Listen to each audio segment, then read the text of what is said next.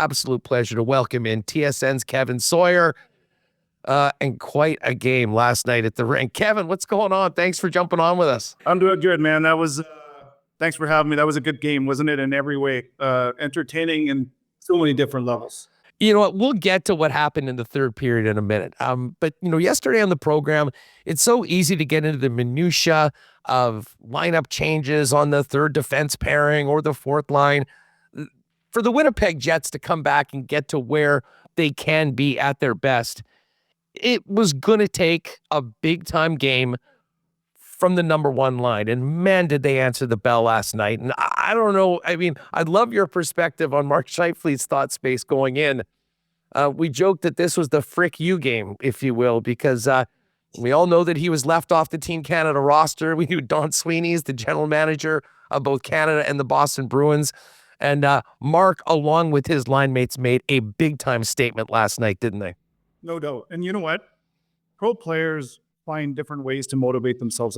It's a long year. And although Mark would never admit it, I think that there's no doubt that he'll find new ways to motivate himself.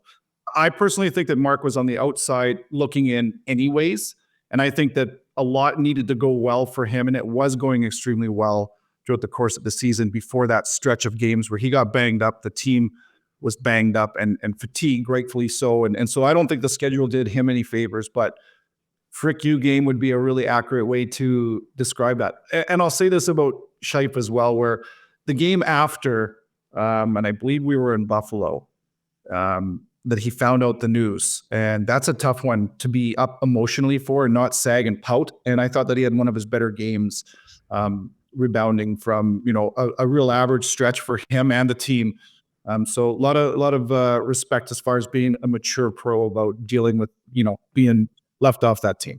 Yeah, and it's funny just thinking about Scheifele and the last, I guess it's probably 3 weeks from what I thought was maybe his statement game that was going to get him on the team, that hat trick against the Florida Panthers of all teams.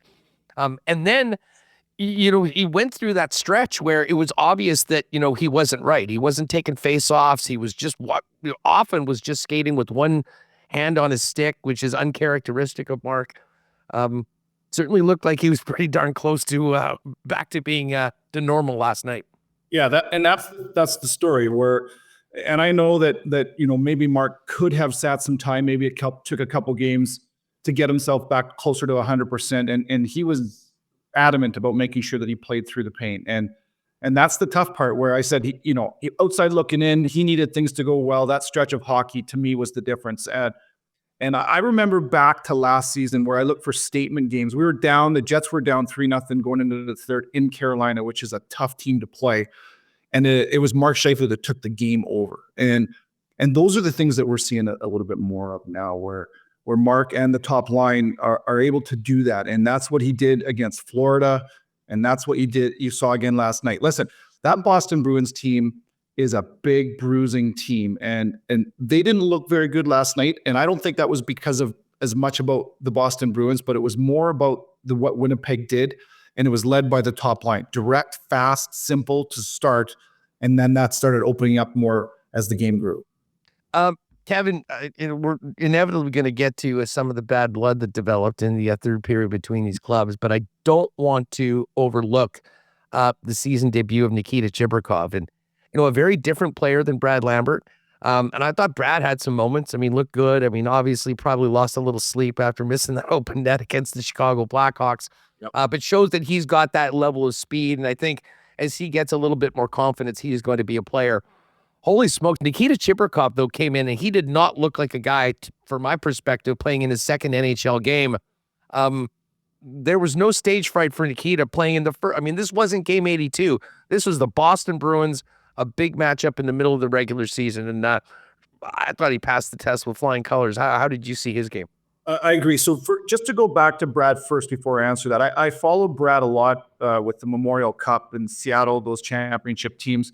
And so impressive at the junior level. And then it went to the final at the Memorial Cup against the Quebec Ramparts. And to be quite frank, I wasn't impressed with Brad's performance in a we need you now game. And I thought that he shied away from contact. I thought that he was overwhelmed with the pressure of the moment. And I thought, oh boy, okay, here's a young, talented, fast player, first round prospect for the Jets that has some lessons to learn. And then I look at him last year in his debut. It's a one-off, and maybe it was a blessing that those guys didn't have time to think about it. They got off a plane and played a game. He's grown, and I think that's Jets fans should be excited about the fact that he now does not shy away from contact. He's willing to win 50-50 races, to take a bump, to go to the net. He understands how to reload and play the game defensively first. I think that the trajectory for Brad is exciting, and I think that he's passed the tests to this point. Nikita Chibrikov, you're right, totally a different player. He's got some moxie to his game, like some snap. And I talked to him yesterday morning before the game, and I was trying to crack a smile out of him and relax him a little bit, and he was all game, all prepared for that game. And what I like about him is he's not going to say, "Oh, I'm going to feel my way into this. I'm here to stay." He's not going to stay. But he played exactly the way he needs to, and that is to rip the puck. He can shoot it, and we've seen that now twice. He's got a 2-game goal streak going in his NHL career so far, but more of that same, right? He's not going to defer. He's fearless to some degree, not afraid to go to the net. I think the Jets should be excited about what they have in those two young prospects. I don't think it's going to be very long, a couple years maybe before we see those guys in regular Jets jerseys. So the Jets pour it on. It goes to 5-1, 6-1, and then the Bruins decide that they have to send some sort of a message. Listen, you no stranger to dropping the gloves when you were playing in the National Hockey League. What did you think of Trent Frederic's choice of who he was going to be an aggressor with, and David Gustafsson, who had never dropped the gloves ever in the National Hockey League? Yeah, I looked at that again, and it was Frederic that was instigating, there's no doubt. So you look at this from two different angles where, to me, Frederic needs to maybe have a response. The game's over, and what are you accomplishing at that point? Maybe setting things up for the next game, like we saw Mark Scheifele do in Florida against the Panthers when they pushed us out of the rink. So I think Frederic knew enough and should have known enough to not throw a punch. He's up against a guy that's never fought before. So but at the same time, he can't back down, and that's where I give a ton of credit to Dave Gustafsson, where he's a bubble guy in the lineup for the third time this year, and he is most certainly not going to back down. So I give him a ton of credit for dropping the gloves. I don't think Dave knew exactly who he was up against, but Frederic could have dealt with that in a different way, where he could have ragged him and not thrown a punch. But I'll say this on top of that, and this is where the game has changed. I understand that. I know that it's different than when I played, but there were opportunities throughout the course of the game, and this is where guys will learn this that are in the lineup for the Jets, where, it's 3-1, 4-1. You don't need to fight. You don't want to give the other team an opportunity to get momentum, to get back into it. But then it becomes 5-1, 6-1, and you've got Kastelic hunting, and he's saying, I'm going to do something. Somebody's going to do something. And if you're Logan Stanley, and I appreciate and respect the fact that he ended up fighting Kastelic after David Gustafsson, but in those moments, and this is part of learning, you say to yourself, they're going to push and they're going to make a statement, and I have to make sure it's me they go through. So it got diffused after the Stanley fight, after the Gustafsson knockdown, but there are things that you can do to make sure that gets diffused. The other team gets what they want and need, and you make sure that you're the man that they go through. So that's a part of the progression for Logan Stanley, to make sure that he's that guy at the right time before it gets to that point, in my opinion. It's funny you say that, Kevin, and I don't want to seem like some crazy bloodthirsty fan, although sometimes you get sucked into being that when you're in the building and you see what happened last night. But I mean, to your point, if anyone should have been the aggressor, I thought maybe some sort of a response to Charlie McAvoy for that headshot to Cole Perfetti before any of that stuff happened. Yeah, you know what?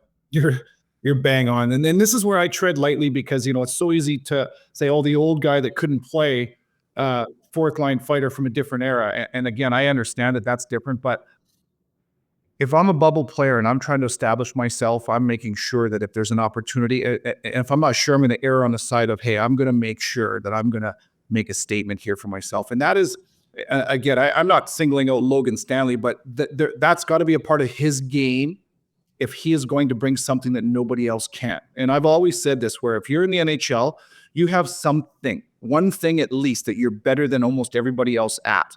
And whether it's forechecking, defending, penalty killing, something, physicality. And for me, Logan Stanley is adequate at moving the puck at times. He's getting better there. He's a good skater for a guy that's 6'7".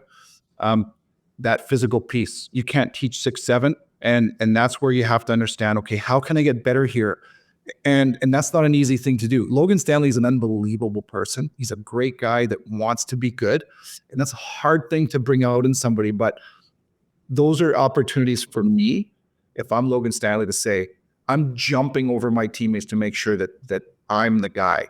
And Adam Lowry is going to do that anyway, but I want to be the guy. And eventually, if he is going to be who I think the Jets want him to be and need him to be, he's going to understand that, and that's going to be cellular, where other teams are going to be like, I'm not making that hit because this guy won't let it go.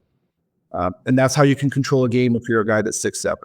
Yeah, I mean, listen, I mean, I think that Stan, he right now, I mean, there's a lot of competition for playing time and just spots in the roster. I mean, I think Colin Miller's been really good, and he's been out at times. And of course, Dylan Sandberg is out. And when he's back, he'll be back with Neil Pionk, which makes playing time that much more crucial. Like this period of time for Logan Stanley. And listen, there's some things that he doesn't do as well as other guys. There's to your point, there's some things that he brings to the lineup that the other players don't have.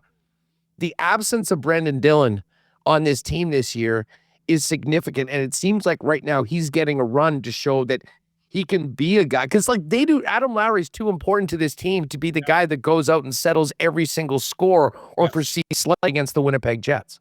Yes. Listen, I see in my opinion what's happening here. Brendan Dillon wasn't replaced. Sean Monahan, Tyler Toffoli weren't replaced. And you've had guys like Logan Stanley and Ville Heinola hanging around here now for, since, it's been 6 and 8 years since they've been drafted. And so I think that, Kevin Cheveldayoff and Scott Arniel are saying, let's find out.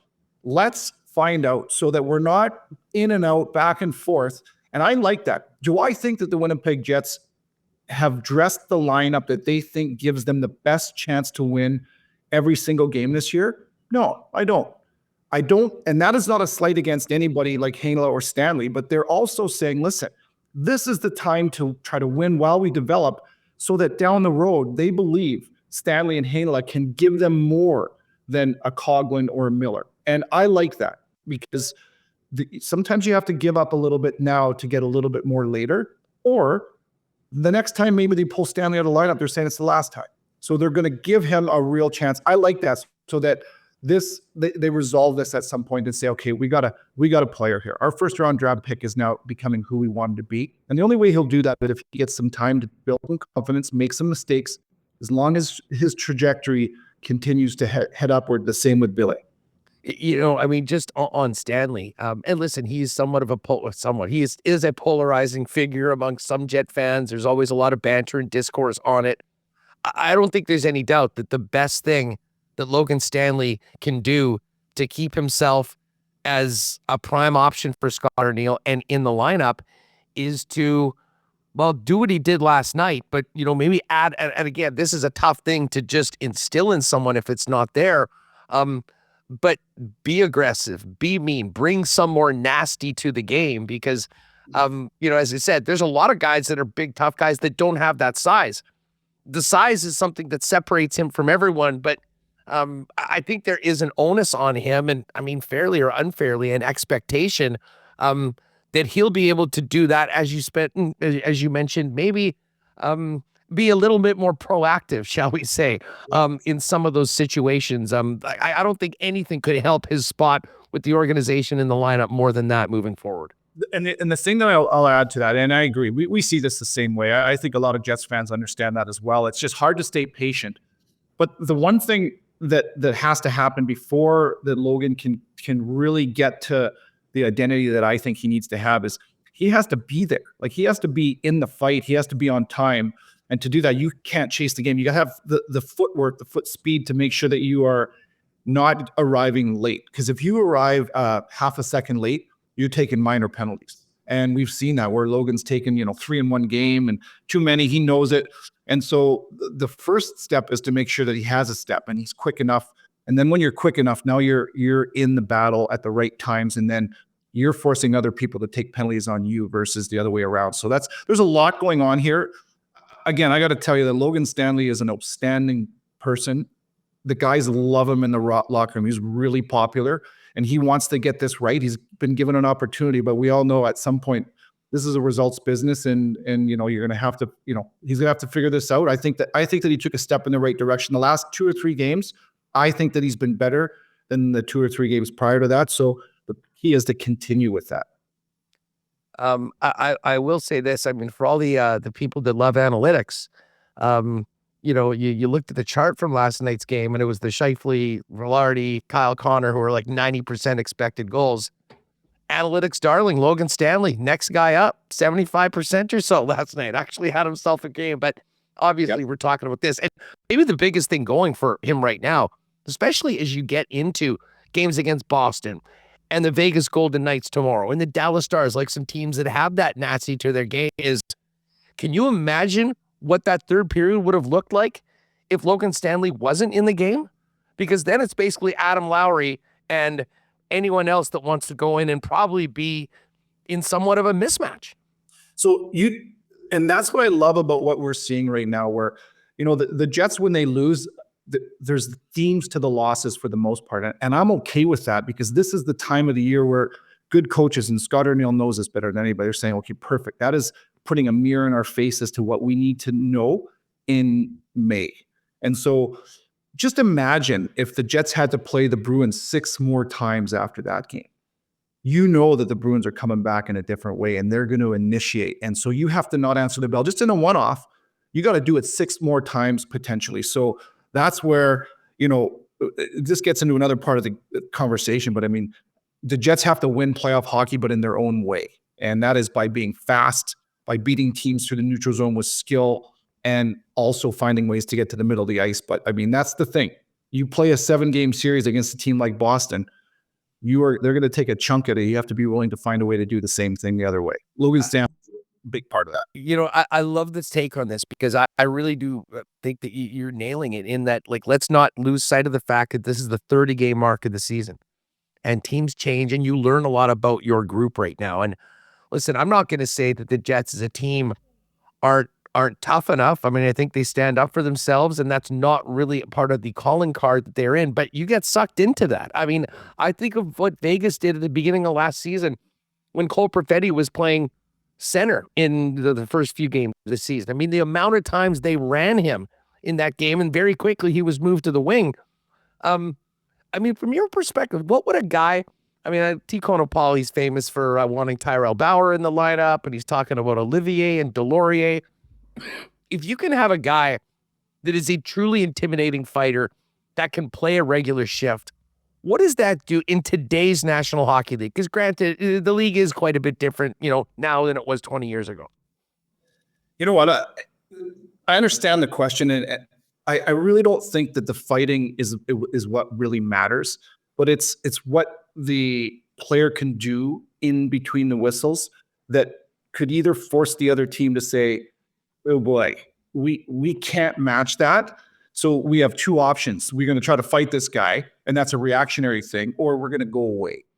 And so that's the style of player that I think that every team wants that. I mean, you look at the second line, and I have a ton of respect for the way, whether Ehlers is on that line or it's Perfetti with Nemestikov and whoever else is on that line. They've found their own way to grind. They found their own way. But listen, we all know after the trade deadline that the men separate themselves from the boys, and then the playoffs is just a whole other thing.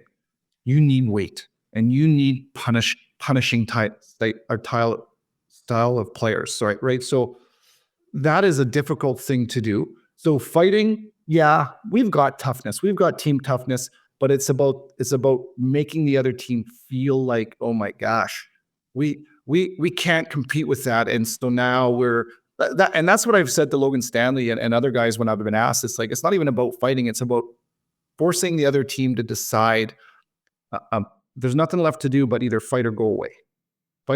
Or, what I'm trying to say there. So it'll be interesting to see how this season progresses as far as the second line and if they can find a way to get some more weight up there.